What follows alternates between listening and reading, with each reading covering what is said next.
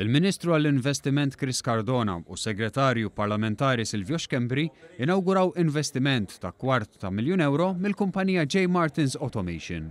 Din il-kumpanija tispeċjalizza fil-bini ta' sistemi ta' awtomatizzazzjoni għal diversi industriji.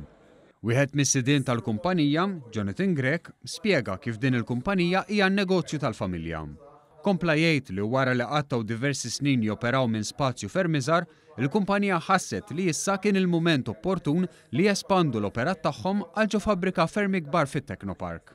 Fejn kienna noperaw minn appartament u garax ġo fl-appartament l-antik tiegħi, insomma.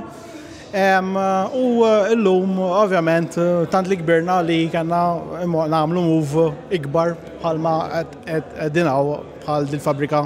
Apparti l-investiment infrastrutturali li sar, din il-kumpanija nidiet ukoll pjattaforma online biex tbieħ il-prodotti u s-sistemi li l-iktar swieq madwar id-dinja.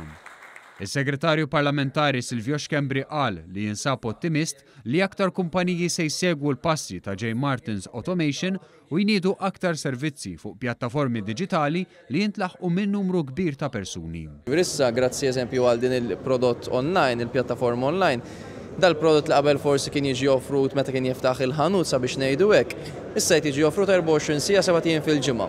Min-naħa tiegħu il-Ministru Chris Cardona laqa dan l-investiment u qal li s-settur tal-manifattura kien u għadu ta' importanza kbira għal pajjiżna. Huwa qal li dan is-settur jikkontribwixxi għal iktar minn 11% tal-impjiegi full-time f'pajjiżna.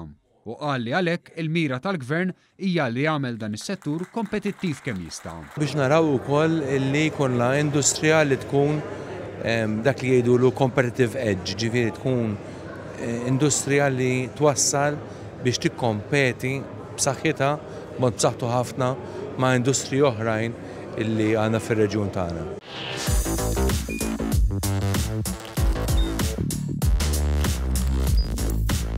Idħol fuq one.com.mt u hemmhekk tista' tara l-programmi kollha li jxandru fuq One permezz ta' One Play.